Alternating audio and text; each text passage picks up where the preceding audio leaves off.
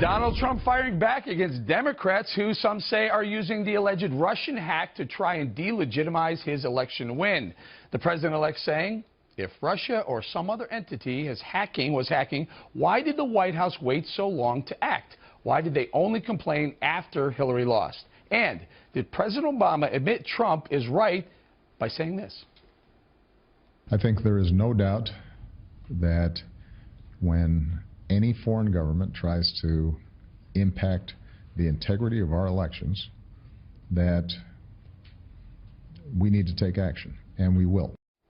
Hi, everyone. I'm Eric Bowling. Welcome to Cash In. Our Cash In crew this week: Mercedes Schlapp, Lisa Booth, Rachel Campos-Duffy, and Julie Roginski. Welcome, everybody. Now, Lisa, we'll start with you. Should the Obama administration have already taken action? And by the way, we're 34, 35 days out until Donald Trump takes over. Should they take action now?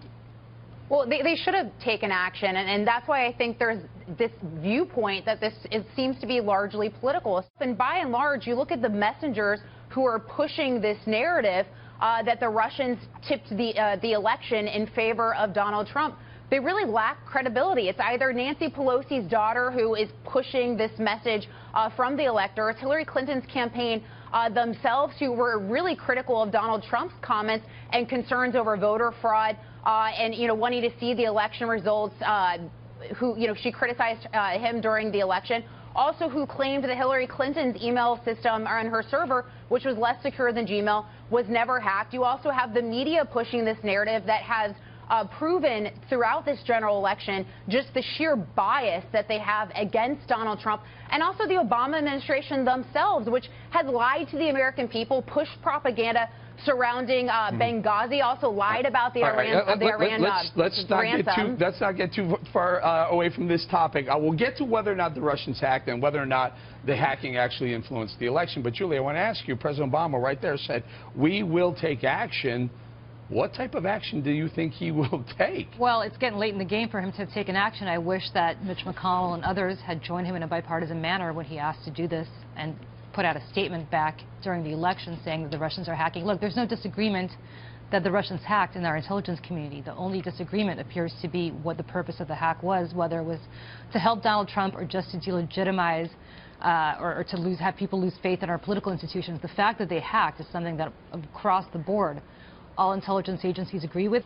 What is President Obama intending to do? What could he do? What should he do? Here's what he should do. Why would he do anything now? Well, I have no idea what he intends to do. I obviously don't know. Well, what are the options? Here are the options. I would immediately impose sanctions, further sanctions on Putin's inner circle, not on the Russian people, but on his inner circle, who do a lot of banking in the West. I would suspend their right to travel to the West, to EU countries, or to the United States. A lot of them have real estate here in New York where they park their money. A lot of them have money in the city of London that they park their cash because they don't trust Vladimir Putin not to seize it himself, as he has been wont to do once in a while. First of all, what we need is a bipartisan investigation in Congress. Obviously, what we have seen with President Obama in the sense of his timing and waiting till now to say the Russians have hacked us, we don't have all the information. In fact, I was talking to several FBI sources who were saying, wait a second, this is not necessarily factual. And so there's disagreements among the intelligence agencies. So we need to get to the bottom of it first. Secondly, back in October, it was Vice President Joe Biden in an NBC Meet the Press interview who said that he was not concerned, quote, that the Russians would fundamentally alter the election. And now, all of a sudden, the administration is completely backtracking. Why? Because they thought that their candidate, Hillary Clinton, was going to win. Donald Trump won this election fair and square, and the mere fact is that we know that the Russians have been hacking and trying to interfere in our elections for quite some time, but now it's an issue? Come on. I know Julie's head is about to explode, and we want to get you back in here, Julie, but Rachel, let's play off a little bit what Mercedes said. Okay, so Russians hacked. Guess what? The Iranians hacked, the Chinese hacked, the North Koreans hacked. They're always hacking, they're always attacking us. But what proof is there that it actually changed the outcome of the election? There isn't. Put up or shut up. They asked them to come in and show the evidence, and they couldn't show it. They didn't want to come to the hearings that the House Intelligence Committee had, and I think that's the greatest evidence we have that this has been politicized by those political appointees that are in the intelligence community. Look, this to me reeks of not just sore loser, but also payback. I think Obama is paying Donald Trump back for having an aura of delegitimization of his own presidency with the birther comments, and this is his way of getting Donald Trump back. Problem is, he is using our intelligence community. He is using the credibility of our elections, and he's using the very presidency, the pulpit of the presidency, to take out this let's speak a little truth to power. You've got John McCain, certainly not an ally of Barack Obama. You've got Lindsey Graham. By the way, nor of Donald Trump. You've got Lindsey nor Graham. Of Donald Trump, but go ahead. Certainly not an ally. Another anti-Trumper. Go ahead. This is not anti-Trump. These are people who are realistic about the realities that the Russians pose and the threat that they pose. And I'm going to say this to you.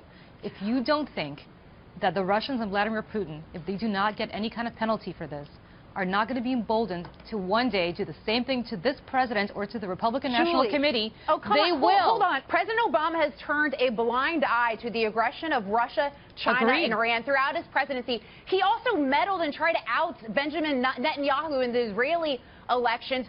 Further, Department of Homeland Security said that the American electoral system is too decentralized for Russia to try to hack the system. Also, Loretta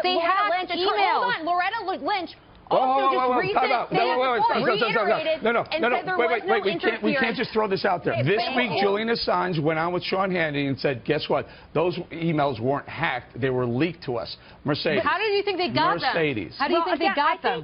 Okay, but let's try to find solutions instead of screaming at each other. The solution here is if we do move on a bipartisan investigation, I think that makes absolute sense. It's something that I could see Mitch McConnell calling for. I could see the Democrats coming into moving in that direction. With that being said, it is troubling that you have, for example, one of the senators who was on the Intelligence Committee who requested a meeting and a briefing from the CIA, and the CIA is not giving the briefing. This is also happening in light of the fact that the electors are about to vote December 19th, which brings into question where they want these what they call the Hamilton electors want to have these intelligent briefing before voting.